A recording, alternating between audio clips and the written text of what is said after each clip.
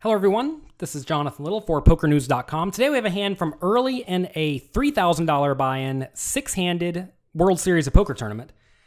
And right off the bat, we get a very nice spot. Here we have a min raise to 600 from a tight aggressive player. Then we have a 3-bet with a player who has about 90 big blind or 85 big blinds effective, give or take. So notice the initial raiser is pretty short.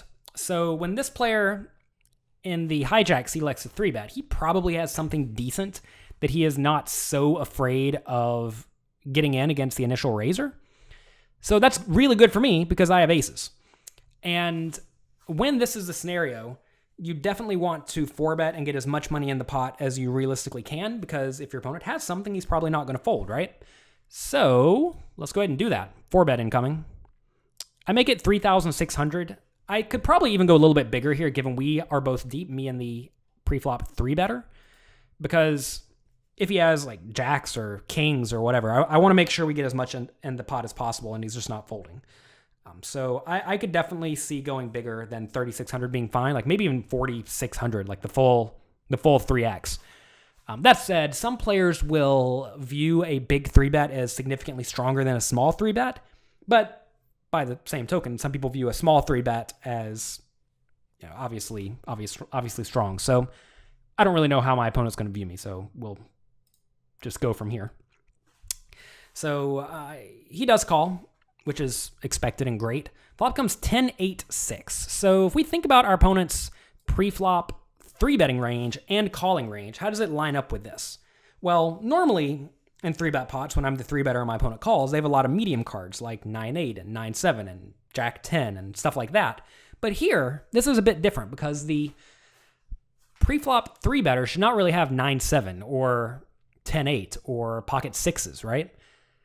So this is actually a much safer board than it typically would be in a normal pot, because now my opponent's 3-betting and then calling range should be stuff like kings, queens, jacks, 10s, 9s, maybe 8s, ace king, ace queen, maybe ace jack, maybe ace 10, like king queen. And if you go through that range, the only hands I'm really concerned with at all are 10s and 8s. So we are in great shape here. So my opponent checks. I bet 3,000. Whenever you have a very nice range advantage, and I certainly will here because I'm putting in a 4-bet against an under the gun raise and a cutoff or hijack 3-bet, you definitely want to bet small. If we get raised here, it's actually pretty rough because I should not have very many 10s, 8s, or 6s here, and my opponent could have 10s or 8s and maybe 6s. So he can put me in a pretty nasty spot by check raising, and he can get away with doing that with a lot of his draws as well if he does have stuff like queen jack of hearts and king jack of hearts, maybe even queen jack offsuit, or queen jack of clubs or whatever, queen jack of spades. So that would be tough, but I still think we need to bet here. My hand's just way too good. So my opponent does call, turns a queen. That's a bit of a nasty card. So if you think about the range I just gave my opponent, kings, queens, we now lose. Jacks, 10s, we lose. 8s, we lose. And then the other part of our opponent's range, ace 10, king 10, maybe, queen 10, maybe. Well, we lose to queen 10. Jack 10, maybe. A lot of these hands will actually fold if I put in an additional turn bet, because notice our opponent only has 18,000 behind and the pot's already 15,000. So if I bet 6,000 here, is my opponent really going to stick around with pocket jacks at this point, or Jack 10? And I understand those hands have a pair and a draw, but it's a bad pair and a bad draw. And most people realize that bad pairs and bad draws should typically be ditched when your opponent 4-bet you pre-flop, bet the flop, and then bet the turn on this somewhat scary board. So it's a tough spot. Obviously, my opponent could also have all the flush draws, the good ones, but a lot of people just check raise those immediately. So here, I think we're against either a lot of really weak made hands that are going to fold to an additional bet, or premium made hands that are never going to fold to an additional bet.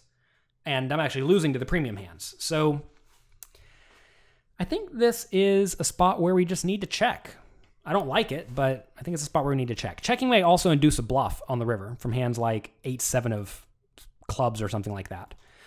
And sure enough, on the river, our opponent bets half of his stack, 9,600 into the 14,700 pot. Well, given most of the draws missed, notice here that pretty much none of them came in besides Jack 9, and that probably doesn't 3-bet preflop.